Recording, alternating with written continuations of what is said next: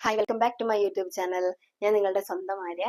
ഇന്ന് നമ്മൾ 30 days hair growth challenge start ചെയ്തിട്ട് ഇന്ന് ഡേ 3 ആണ്. ഡേ 2-ൽ നമ്മളൊരു മോർണിംഗ് ഹെയർ കെയറും അതേപോലെ തന്നെ നൈറ്റ് ഹെയർ കെയറും മാത്രമാണ് നമ്മുടെ ഹെയറിൽ കൊടുത്തിട്ടുണ്ടായിരുന്നത്.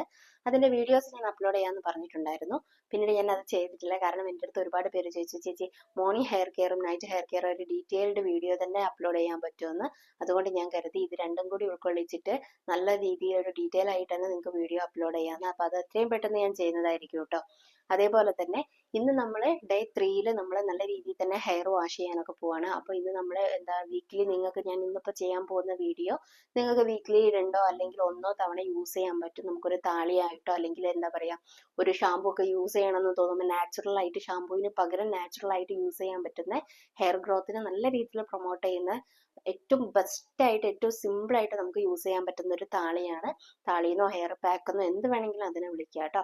അപ്പോൾ നമുക്ക് ഇതിന് വേണ്ടത് വെറും 2 കാര്യങ്ങളാണ്. നമ്മുടെ ചെമ്പരത്തി പൂവും അതേപോലെ തന്നെ അലോവേര ജെല്ലും. അപ്പോൾ അത് ഉപയോഗിച്ചിട്ട് എങ്ങനെയാണ് ഇന്നത്തെ മാസ്ക് തയ്യാറാക്കുന്നത് നമുക്ക് നോക്കാം.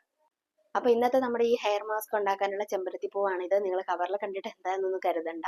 ഇത് വീട്ടിലില്ലായിരുന്നു. അപ്പോൾ മോള് ലച്ചൂസിന്റെ ഫ്രണ്ടിനെ മമ്മിയെ വിളിച്ചിട്ട് അവര് മോള് സ്കൂളിൽ ഓട്ടോയിൽ പോകുന്ന സമയത്ത് കൊടുത്ത് വെച്ചാട്ടോ. അതുകൊണ്ടാണ് കവറിലൊക്കെ ആയിട്ട്. ഞാൻ പ്രതീക്ഷിച്ചതിനേക്കാൾ ഒരുപാട്, അല്ലെങ്കിൽ ഞാൻ ഇത്രയും കാലം എടുത്തതിനേക്കാൾ ഒരുപാട് ഹിബിസ്കസ് എനിക്ക് കിട്ടിയിട്ടുണ്ടായിരുന്നു.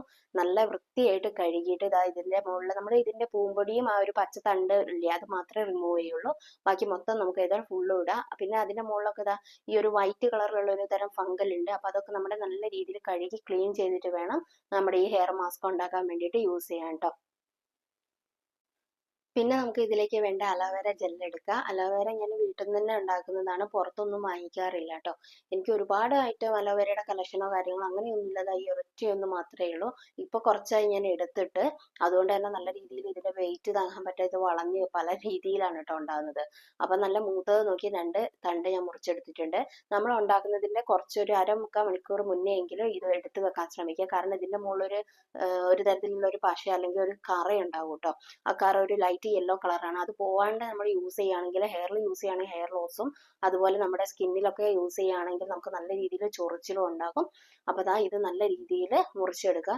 പിന്നെ ഇതിപ്പോ മുകളിൽ സിറ്റ് ഔട്ടിലാണ് വെച്ചേക്കുന്നത്. ഇത് നമ്മൾ താഴേന്ന് മുകളിലേക്ക് എടുത്താണ്. നമ്മൾ കടയുടെ മുകളിലായിട്ട് ഒരു സ്റ്റെപ്പ് ഒക്കെ അടിച്ചിട്ടുണ്ട് കേട്ടോ, നമുക്ക് അവിടെ കൃഷിയൊക്കെ ചെയ്യാൻ വേണ്ടിയിട്ട്.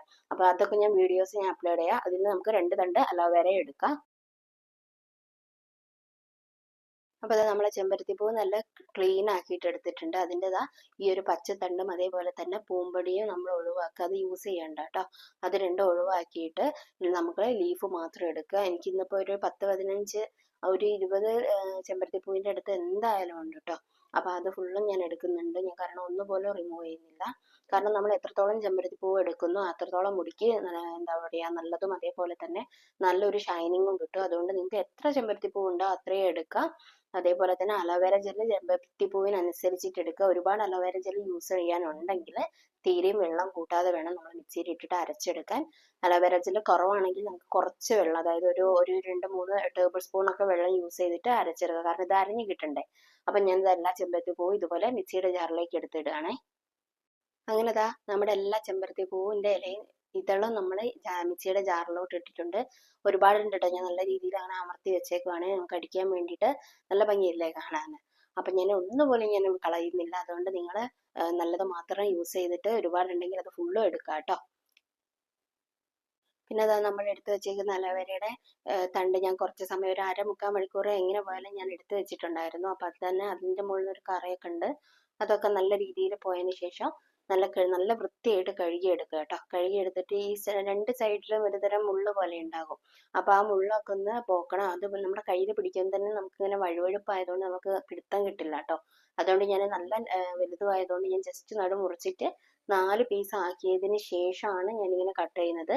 അപ്പൊ തന്നെ ലച്ചുമോൾ ഇത് വന്ന് നോക്കി നിൽക്കുന്നുണ്ട് കേട്ടോ, എന്താ ചെയ്യുന്നത് എന്ന് കാണാൻ. അപ്പൊ 2 സൈഡിലെ മുള്ളും കളഞ്ഞതിന് ശേഷം ഒരു സൈഡിൽ ഏതെങ്കിലും ഒരു വശത്ത്, അധികം ഈ പതിഞ്ഞ് കിടക്കുന്ന വശമാണ് ഏറ്റവും നല്ലത്. ആ വശത്തുനിന്ന് ഈ അലോവേരയുടെ തൊലി ജസ്റ്റ് ഇങ്ങനെ കട്ട് ചെയ്ത് കളയുക കേട്ടോ. അപ്പോൾ കുറച്ച് റിസ്ക് ആണ്, കൈയൊന്നും മുറിയാതെ നോക്കുക. നല്ല വഴുവഴുപ്പുണ്ടാകും, നമുക്ക് പിടിക്കാനൊക്കെ ഭയങ്കര ബുദ്ധിമുട്ടാണ്. അതുകൊണ്ട് നല്ല രീതിയിൽ സമയമെടുത്ത് പതുക്കെ തന്നെ അത് ചെയ്യാൻ ശ്രമിക്കുക കേട്ടോ. അതേപോലെ അത് കട്ട് ചെയ്ത് പോകുമ്പോൾ അതിൽ തന്നെ ഒരുപാട് ജെല്ല് പോവാതെ നല്ല നേർമയിൽ കട്ട് ചെയ്യാൻ ഞാൻ ചില പീസൊക്കെ കട്ട് ചെയ്യുമ്പോൾ ഒരുപാട് ജെല്ല് ആ തൊലിയിന്റെ മുകളിൽ പോകുന്നുണ്ട് കേട്ടോ. നല്ലോണം വഴുതി കളിക്കും. നമുക്ക് എന്താ പറയാ ഈ വെണ്ടയ്ക്കേനെക്കാട്ടൊക്കെ ഭയങ്കര ബുദ്ധിമുട്ടാണ്. അപ്പോൾ അത് ഇങ്ങനെ കട്ട് ചെയ്തെടുക്കുക. അതിന് ശേഷം നമ്മൾ ഈ ജെല്ല് കത്തിയോടെ തന്നെ മുറിച്ചിടാൻ പറ്റുന്നവർക്ക് അങ്ങനെ യൂസ് ചെയ്യാം. ഞാനിത് ഒരു സ്പൂൺ എടുത്തിട്ട് ആ സ്പൂൺ ഉപയോഗിച്ചിട്ട് ഇങ്ങനെ വടിച്ചിട്ടാണ് എടുക്കുന്നത്. അപ്പൊ ഞാൻ ഒരുപാട് അലോവേര ജെല്ല് എടുത്തിട്ടുണ്ട് കേട്ടോ. ഇത് കണ്ടോ, നല്ലൊരു എന്താ പറയാ ഗ്ലാസ് പോലെയൊക്കെ തോന്നിക്കും. ഇത് പിടിക്കാനൊന്നും പറ്റത്തില്ല. ഇതാക്കണ്ടോ, നിങ്ങൾക്ക് കാണാൻ പറ്റുന്നുണ്ടോ? അപ്പോൾ ഈ ഒരു ഫോമിലാണ് കേട്ടോ നമ്മുടെ ജെല്ലി ഇരിക്കുക, കുറച്ച് ലൈൻസ് പോലെ ഇട്ട്. അങ്ങനെ ഈ ഏകദേശം പറയുമ്പോൾ നമ്മളെ ഈ ഒരു കരിക്കിന്റെ ഒക്കെ ഒരു പാകല്ലേ, ആ ഒരു ലെവലിലാണ്. കാണാൻ തന്നെ നല്ല ഭംഗിയാണ് കേട്ടോ. അപ്പോൾ എന്തായാലും അത് നമ്മൾ ഫുള്ളും ഈ ഒരു മിക്സിയുടെ ജാറിലേക്ക് അടിച്ചിടുകയാണ് സോറി, മിക്സിയുടെ ജാറിലോട്ട് കട്ട് ചെയ്തിട്ട് ഇടുകയാണ് കേട്ടോ ചെയ്യുന്നത്. നിങ്ങൾ ഇനി ചുരണ്ടി ഇടുകയാണെങ്കിൽ തന്നെ അതിന്റെ തോല് കുടുങ്ങാതെ വേണം അങ്ങനെ ആക്കി ഇടാൻ വേണ്ടിയിട്ട്. അപ്പൊ ഞാൻ ഇങ്ങനെ ഇവിടെയുള്ള ഈ 4 പീസും ഈ രീതിയിൽ കട്ട് ചെയ്തെടുക്കുന്നുണ്ട്. ഏകദേശം എന്താ ഇത്രത്തോളം കിട്ടിയിട്ടുണ്ട് കേട്ടോ. അതിനുശേഷം നമ്മൾ ഇതാ ഇത് അരച്ചെടുക്കാൻ വേണ്ടി പോവാണ്. ഞാൻ തീരെ ഇപ്പൊ വെള്ളം യൂസ് ചെയ്തിട്ടില്ല, കാരണം ഒരുപാട് അലോവേര ജെല്ല് ഉണ്ടായിരുന്നു. അപ്പോൾ ഇത് നല്ല രീതിയിൽ അരച്ചെടുക്കാം. നിങ്ങൾക്ക് അലോവേര ജെല്ല് കുറവാണെന്നുണ്ടെങ്കിൽ കുറച്ച് വെള്ളം ഒഴിക്കുക, വളരെ കുറച്ച് മാത്രം. നിങ്ങൾക്ക് ഓരോരുത്തർക്ക് എത്രത്തോളം മുടിയുണ്ടോ അതിനനുസരിച്ചിട്ട് വെള്ളം ഒഴിച്ചിട്ട് അടിച്ചെടുക്കുക കേട്ടോ. നല്ല രീതിയിൽ അരഞ്ഞെടുക്കണം. തീരെ ഒരു കഷ്ണമൊന്നും ആയി കിടക്കരുത്. അലോവേര അതേപോലെ തന്നെ അടിച്ചെടുക്കുമ്പോഴും കുറച്ച് ബുദ്ധിമുട്ടാണ്. അതുകൊണ്ട് നല്ല രീതിയിൽ നിർത്തി നിർത്തി ഇളക്കി അടിച്ചു കൊടുക്കുക കേട്ടോ. നല്ല ഫൈനായിട്ട് അരച്ചെടുക്കുക. ഞാനിത് നല്ല ഫൈനായിട്ട് അരച്ചെടുത്തിട്ടുണ്ട്. തീരെ ഒരു കഷ്ണങ്ങളായിട്ടൊന്നും കിടക്കുന്നില്ല കേട്ടോ. നിങ്ങൾക്ക് കാണാൻ പറ്റുന്നുണ്ടല്ലോ, ഏകദേശം ഗ്രേപ്പ് ജ്യൂസ് അടിച്ച ഫോമാണ് ഉണ്ടാവുക. കളറും അതുപോലെ തന്നെയാണ്. ചെമ്പരത്തിപ്പൂ കൂടുതലുള്ളത് കൊണ്ട് നല്ല കളറുണ്ട് കേട്ടോ. അപ്പോൾ അത് നല്ലോണം അരച്ചെടുത്തതിന് ശേഷം നമ്മൾ മൂടി തുറന്നിട്ട് ഈ മൂടിയുടെ മുകളിലുള്ള സാധനങ്ങൾ നമ്മൾ തീരെ വേസ്റ്റ് ചെയ്യുന്നില്ല കേട്ടോ. എല്ലാം നമ്മൾ നല്ല രീതിയിലാക്കി എടുക്കുക. അപ്പോൾ നിങ്ങൾക്ക് കാണാതെ നല്ല കളറുണ്ട് കേട്ടോ. നല്ല നമുക്ക് ഒരുപാട് ചെമ്പരത്തിപ്പൂ കിട്ടിയിട്ടുണ്ടല്ലോ. അപ്പോൾ അതിൻ്റെ ആ ഒരു കളർ ഇതിൽ കാണാനുണ്ട്. ഞാൻ എല്ലാം നല്ല വൃത്തിയായിട്ട് വടിച്ച് നമ്മുടെ വേറൊരു ബൗളിലേക്ക്, ആ ബൗളിൽ അങ്ങനെ വെള്ളമോ കാര്യങ്ങളൊന്നും ഉണ്ടാവണ്ട. കണ്ടോ, നല്ല വൃത്തിക്ക് അരഞ്ഞു കിട്ടിയിട്ടുണ്ട്. അതുപോലെ ഫുള്ള് അരച്ചെടുക്കുക. ലാസ്റ്റ് നിങ്ങൾ ഈ ഒരു മിക്സിയുടെ ജാറ് കഴുകിയിട്ട് ആ ഒരു മൂടിയും ജാറും കഴുകിയിട്ട് നിങ്ങൾക്ക് കുറച്ച് വെള്ളത്തിൽ, വളരെ കുറച്ച് വെള്ളത്തിൽ നിങ്ങൾക്ക് കഴുകിയിട്ട് ഈ ഒരു അരച്ചെടുത്തതിലേക്ക് ഒഴിക്കുക കേട്ടോ. അതിനൊന്നും പ്രശ്നമില്ല. കുറച്ച് വെള്ളമൊക്കെ കൂട്ടിയിട്ട് ആക്കുന്നതിനൊന്നും പ്രശ്നമില്ല. ഒരുപാട് യൂസ് ചെയ്യുമ്പോൾ നമ്മളിങ്ങനെ എടുക്കുന്നതിന് കാര്യമില്ലാണ്ട് ഇപ്പോൾ അതിൻ്റെ ആ ഒരു ഗുണങ്ങളൊക്കെ നഷ്ടപ്പെടും. അതുകൊണ്ടാണ് കേട്ടോ അധികം വെള്ളം വേണ്ടെന്ന് പറഞ്ഞത്. അപ്പോൾ കുറച്ച് വെള്ളം യൂസ് ചെയ്തിട്ട് ഈ ഒരു മിക്സിയുടെ മൂടിയിൽ അല്പം വെള്ളം ഒഴിച്ചിട്ട് ആ മൂടിയും അതേപോലെ തന്നെ ആ ജാറും ഞാൻ നല്ല രീതിയിൽ കഴുകിയിട്ട് ഈ ബൗളിലേക്ക് മാറ്റുന്നുണ്ടേ. അപ്പോൾ ഇതാ മിക്സിയുടെ ജാറും മൂടിയും കണ്ടോ, നല്ല രീതിയിൽ തന്നെ വെള്ളം ഒഴിച്ച് കഴുകിയിട്ട് ഇതിലേക്ക് ആക്കിയിട്ടുണ്ട്. ഇത് ഏകദേശം ഈ ഒരു തിക്നെസ് ഉണ്ടാവും കേട്ടോ. നമ്മൾ അരിച്ചെടുക്കുമ്പോൾ അത് കിട്ടിക്കോളും.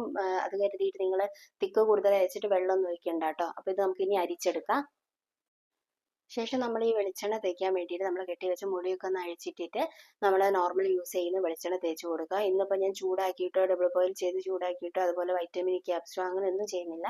അതേപോലെ ഡീപ്പായിട്ട് തേച്ച് കൊടുക്കുന്നില്ല. ജസ്റ്റ് ഒന്ന് തലയിൽ തേച്ച് ഒരു 5-10 മിനിറ്റ് ജസ്റ്റ് ഒരു മസാജ് കൊടുക്കുക. അത്രേ വേണ്ടുള്ളൂ. മുടി മുന്നോട്ട് ഇട്ടിട്ടും തേച്ച് കൊടുക്കുക കേട്ടോ. അതിനുശേഷം നമ്മൾ അരച്ച് വെച്ചേക്കുന്ന ഈ ഒരു മിക്സ് നല്ല രീതിയിൽ ജസ്റ്റ് ഒന്ന് ഇളക്കുക. ഇളക്കിയതിന് ശേഷം നല്ല വൃത്തിയുള്ള തുണി എടുത്തിട്ട് അതിൽ അരിക്കണം. ഞാൻ ഇത് അരിക്കാൻ യൂസ് ചെയ്യുന്നത് സച്ചിമോന്റെ ചെറിയൊരു കുഞ്ഞായിരുന്നപ്പോഴുള്ള ഒരു മുണ്ടുണ്ടായിരുന്നു കേട്ടോ. വേറൊരു കോട്ടൺ തുണി എടുത്ത സമയത്ത് എനിക്ക് അത് പൊട്ടിപ്പോയിട്ടുണ്ടായിരുന്നു. ഇതിന് മുന്നേ കീറിപ്പോയി നമ്മൾ ബലമ കൊടുത്ത് ചെയ്യുന്ന സമയത്ത്. അതിനുശേഷം ഞാൻ പിന്നെ ഈ ഒരു മുണ്ടാണ് യൂസ് ചെയ്യാറ്. ഇതാകുമ്പോൾ കുറച്ച് നല്ല ടൈറ്റ് പിടിച്ചാൽ അത്യാവശ്യം നല്ല രീതിയിൽ ഞെക്കിയെടുത്താലൊന്നും നമുക്ക് എന്താ പറയുക ക്ലോത്ത് പിന്നി പോകുന്ന പ്രശ്നമൊന്നുമില്ല കേട്ടോ.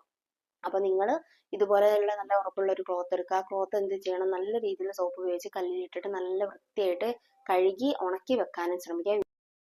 വീണ്ടും നമുക്ക് വേണമെങ്കിൽ ആ ക്ലോത്ത് തന്നെ യൂസ് ചെയ്യുകയും ചെയ്യാമല്ലോ. അതുകൊണ്ട് നല്ല വൃത്തിയായിട്ട് എടുത്ത് വെക്കാൻ ശ്രമിക്കുക. അതിനുശേഷം നമ്മൾ നമ്മുടെ മുടി ഇങ്ങനെ വകച്ച് വെച്ചിട്ട് ഓരോ പാർട്ട് എടുത്തിട്ട് ഈ ഒരു ഹെയർ മാസ്ക് നമ്മൾ അപ്ലൈ ചെയ്ത് കൊടുക്കുക. ഞാൻ കൈകൊണ്ട് തന്നെയാണ് കേട്ടോ അപ്ലൈ ചെയ്യുന്നത്.